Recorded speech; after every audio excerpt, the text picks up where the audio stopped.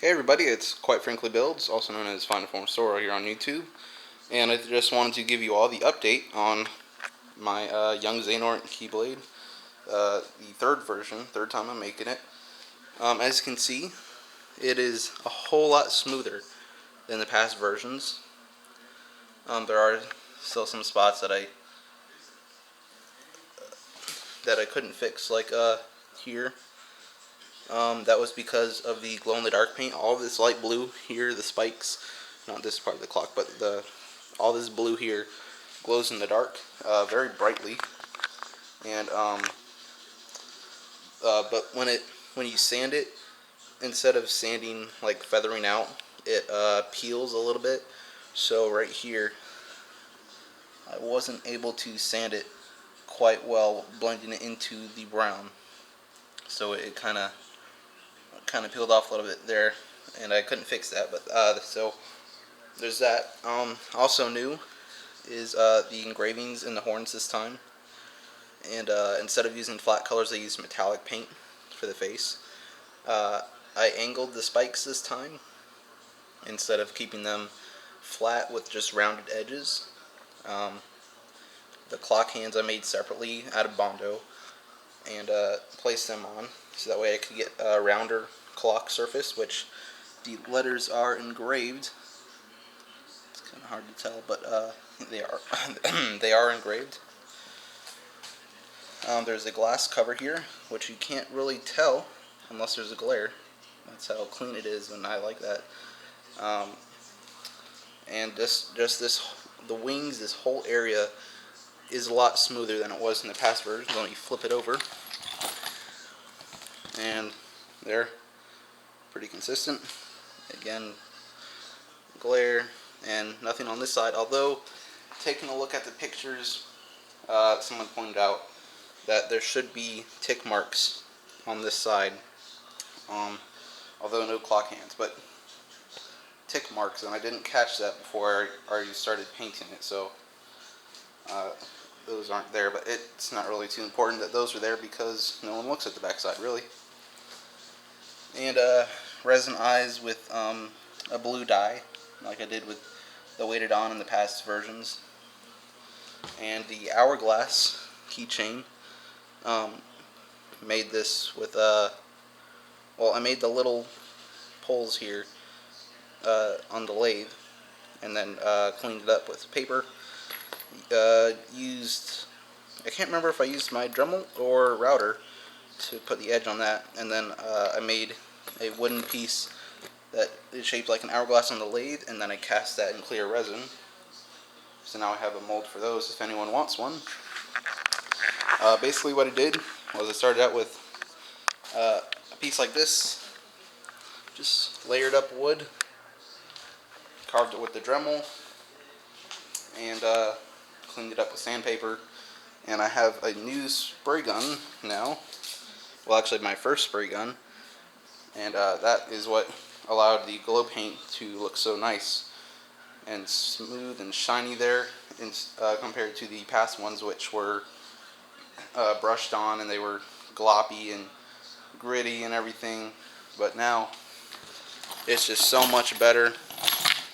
I hope the customer's happy. He is pretty happy with it. I hope he likes it when he gets it in person. My next project, I don't know, I didn't bring it out, but I'm making a Trident head, or not Trident head, the whole Trident. I have 2 orders for them.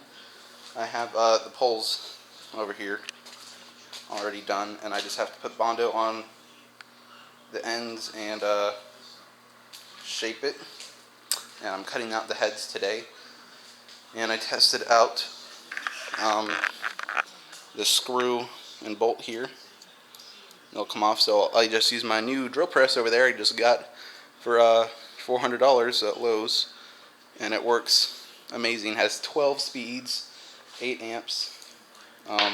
So what I'm just going to do is I'm going to drill a hole in the end here, just big enough for this bolt in one side, and then on the other side I'm just going to drill, or in the next pole, I'm going to drill a hole for the screw. I'm going to glue the screw in. I'm going to glue the bolt in this one, and then they'll just screw together. The only reason I bought the poles instead of doing it myself on the lathe is because I needed the ends to be completely flat, and with the tools, it's I mean, I have a miter saw over there, and I have a lathe if I turned it on that, but it's really hard to keep the ends flat, and that's really important when you're making a piece that disassembles, because if when you assemble them they don't match up, they're not going to either screw together all together, or if they do, they're going to be curved, you know, just like very slightly, but it'll be noticeable enough when you're at a con. And then after I do the poles and I cut out the Trident head and shape that, I'll put I haven't decided whether I'm going to put the screw or the bolt end in there, but I'm going to put one of them in there, and then Bondo if I need to, and prime it, and Bondo and sand and paint. And I only have two. It should take a week, maybe 2 weeks for both of them. And that's it. Man, look at this. It already has lasers already all set up. The table, though, I've been having trouble with this table. If any of you have a Porter cable adjustable stand, 12 speed, 8 amp drill press, the adjusting rack here, while it does have a tightener, I've tightened it as much as I can, and I've tightened this rack ring, but the table still just moves a little bit, and that can be a problem if you need to keep things steady. But if any of you have a solution that does not involve me having to drill a hole into this, that would be fantastic. And one more thing, after I finish the Trident and get everything shipped away, I will be ordering the rubber and the plaster and the plastic and the sealant and all that to cast my Kingdom Key, finally. I'm really excited. I'm going to do a mother bolt, and I'm going to have to do a little bit of practice. I don't know where the rubber I have right now is.